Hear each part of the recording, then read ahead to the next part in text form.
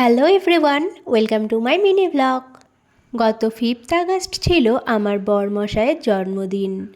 এই দিনটা ওর জন্য স্পেশাল কিছু করবারই চেষ্টা করি। প্রতি বছরই ওর জন্য ও যা যা খেতে ভালোবাসে সেগুলো আমি বাড়িতেই বানিয়ে থাকি, কিন্তু এই বছর মাম্মামের আবদারে চলে গিয়েছিলাম রেস্টুরেন্টে দুপুরের লাঞ্চ সারতে। সেখান থেকে বেরিয়ে নিয়ে নিই একটু ফালুদা।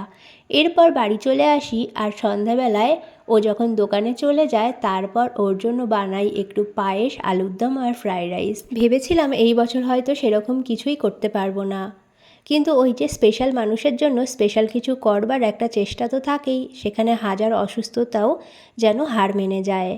ও বাড়ি আসবার আগে আমি আর মাম্মাম মিলে আগেই একটা সারপ্রাইজের প্ল্যান করে রেখেছিলাম, আর আমি আর মাম্মাম সেটা সাজিয়েও রেখেছি। ও বাড়ি চলে এসেছে তাই ওকে আগে প্রথমে পায়েস খাইয়ে দিলাম, তারপরে মাম্মাম আর ওর পাপা মিলে কেক কাটিং করলো। আর এইভাবে আজকের দিনটা আমাদের বেশ ভালো কাটলো। আজকের ভিডিওটা এতটাই। দেখা হচ্ছে নতুন কোনো ভিডিও নিয়ে, ততক্ষণ পাশে থাকবেন। Bye bye.